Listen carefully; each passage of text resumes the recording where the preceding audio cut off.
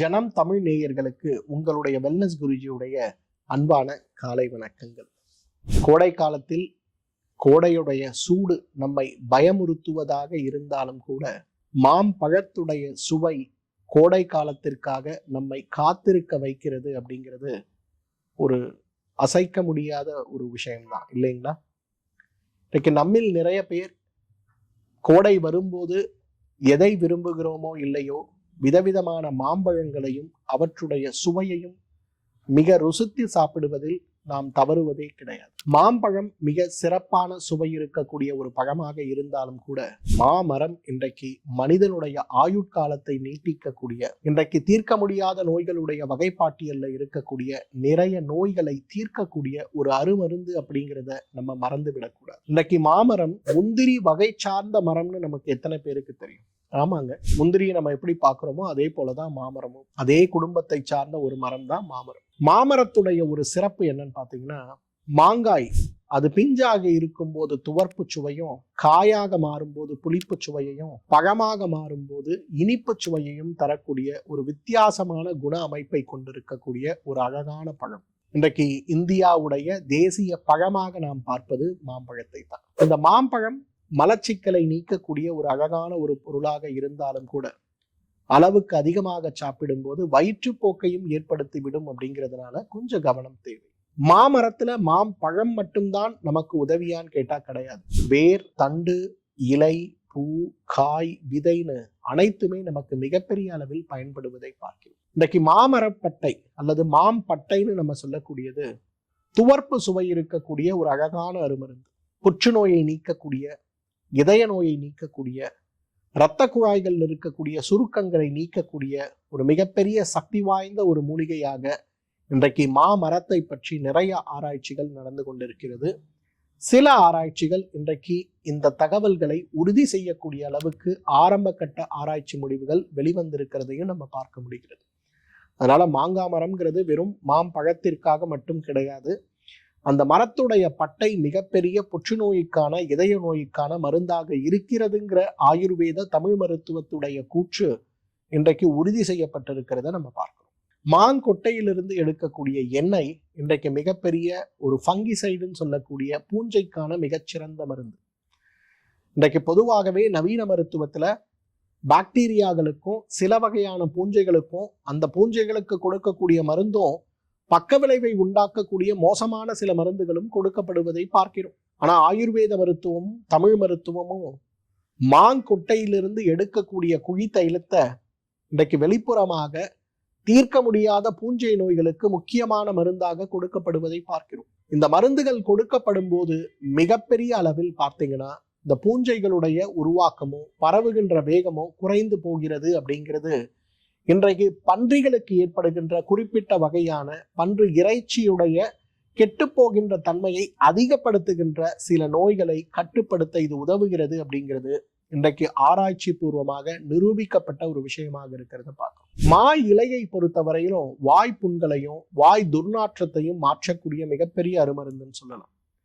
யாரெல்லாம் தீர்க்க முடியாத வாய்ப்புண்ணால் அவதிப்படுகிறோமோ, ஒவ்வாமையால் ஏற்படுகின்ற வாய்ப்புண்கள், உடல் சூடினால் ஏற்படுகின்ற வாய்ப்புண்களால் யாரெல்லாம் நாம் அவதிப்பட்டு கொண்டிருக்கிறோமோ, நம்ம அந்த மா இலையை எடுத்து ஒரு 10 இலையை எடுத்து ஒரு 1/2 லிட்டர் தண்ணீரில் நறுக்கிட்டு கொதிக்க வைத்து அதை நன்றாக ஒரு 100 மில்லியாக குறைத்து இளம் சூடான நிலையில் ஒரு நாளைக்கு 3 முறை 4 முறை வாய் கொப்பளிக்க ஆரம்பிக்கும் போது நமக்கு மிகப்பெரிய அளவில் அந்த இடத்தில் இருக்கக்கூடிய அந்த புண்களும் காயங்களும் வெட்டுக்காயங்களும் மிக வேகமாக மாறிவிடுவதை நாம் பார்க்க முடியும். அந்த அளவுக்கு நமக்கு உதவி செய்கின்ற மிகப்பெரிய அருமருந்து எது அப்படின்னு பார்த்தீங்கன்னா நிச்சயமாக மா இலையிலிருந்து எடுக்கக்கூடிய கஷாயத்தை நம்ம சொல்ல முடியும். 4வது மிக மிக முக்கியமானது என்னன்னு பார்த்தீங்கன்னா இந்த மாம்பழத்திலிருந்து எடுக்கக்கூடிய சாறு. அந்த சாறில் இருக்கக்கூடிய முக்கியமான ஒரு மருத்துவ குணம் என்னன்னா, இன்றைக்கு உடல்ல இருக்கக்கூடிய உடலுடைய தேவைக்கு ஏற்றாற்போல சத்துக்களை கொடுக்கக்கூடிய ஒரு மிகப்பெரிய மருந்துன்னு சொல்லலாம். மாம்பழத்தை கோடை காலத்தில் அதோடைய சுவைக்காக நம்ம பயன்படுத்துறோம். ஆனா உண்மையில் கோடை காலத்தில் நம்மால் உணவே சாப்பிட முடியாது. வயிறு நிரம்ப இருப்பது போல ஒரு உணர்வு, அதிகமான நீர்ச்சத்து மேல் இருக்கக்கூடிய பிரியம், இதுதான் நமக்கு இருக்குமே தவிர நமக்கு உணவுல பார்த்தீங்கன்னா ஒரு பிரியமே இருக்காது. அந்த நேரங்கள்ல கோடையுடைய சூடை தவிர்ப்பதற்கு, நீர்ச்சத்து உடலில் கிடைப்பதற்கு, கோடையில் நமக்கு எல்லா விதமான சத்துக்களும் கிடைப்பதற்கு என்ன தேவை அப்படின்னு பார்த்தோம்னா, அதுக்கு இந்த மாம்பழம் மிகச்சிறந்த உணவாக இருக்கிறத பார்க்கலாம். தர்ப்பணம் அப்படின்னு ஒரு வார்த்தை சொல்லுவோம், நரிஷ்மெண்ட்னு சொல்லுவோம்.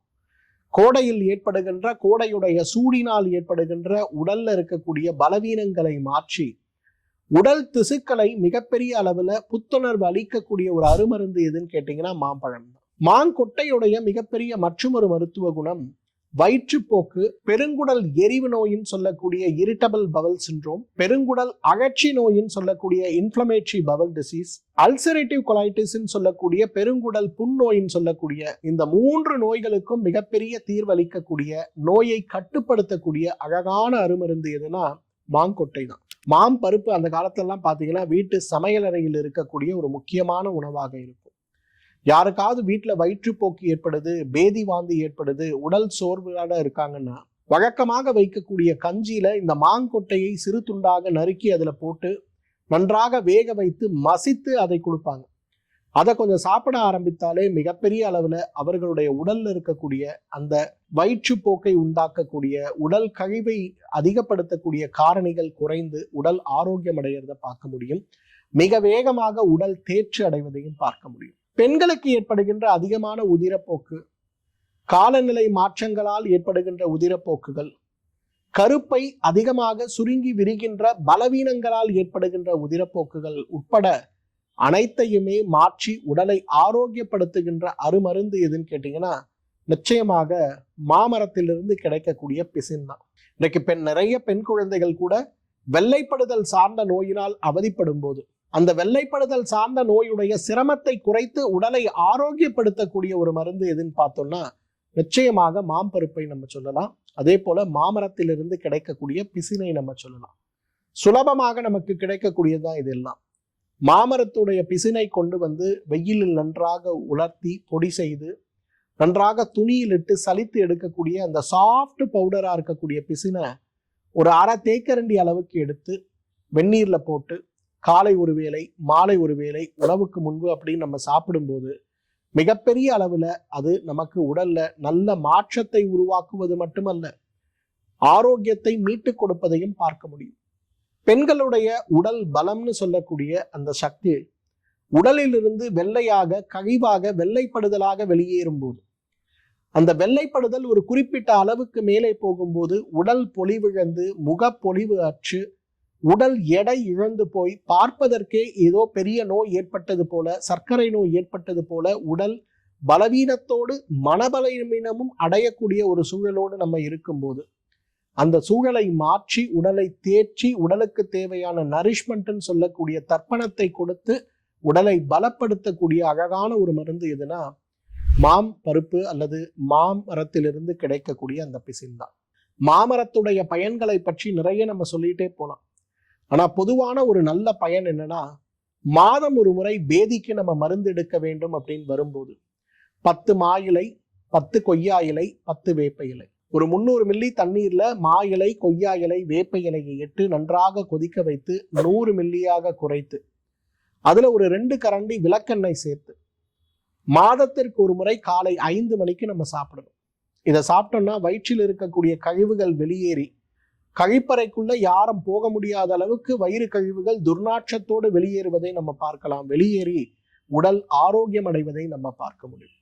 மா இலை, கொய்யா இலை, வேப்ப இலை, விளக்கெண்ணெயோடு சாப்பிடும் போதே உடல் ஆரோக்கியம் மேம்படுவதை நிச்சயமாக நாம் பார்க்க முடியும். மாமரத்தை மட்டுமல்ல, மாம்பழத்தை மட்டுமல்ல, மாமரத்திலிருந்து கிடைக்கக்கூடிய ஒவ்வொரு பொருளும் நம்முடைய சந்ததிக்கு, அடுத்த சந்ததிக்கு கிடைக்க வேண்டும்ங்கிறதுக்காக இன்றைக்கு நமக்கு எங்கெல்லாம் மரம் நடக்கூடிய வாய்ப்புகள் இருக்கோ அங்கெல்லாம் நாட்டு வகை மாமரத்தை நடக்கூடியதை கூட ஒரு வழக்கமாக நாம் வைத்துக் கொள்ள வேண்டும். மாமரத்திலிருந்து கிடைக்கக்கூடிய மூலிகை பொருட்களை, மாம்பழத்தை உணவாக, மருந்தாக சாப்பிடுகின்ற ஒரு வழக்கத்தை வைத்துக் கொண்டாலே நம்மாலும் ஆயுள் முழுவதும் ஆரோக்கியமாக வாழ்ந்திட முடியும். மீண்டும் மற்றொரு ஆரோக்கிய குறிப்போடு உங்களை சந்திக்கிறேன். அதுவரை உங்களிடமிருந்து விடைபெறுவது உங்களுடைய வெல்னஸ் குருஜி. நன்றி, வணக்கம்.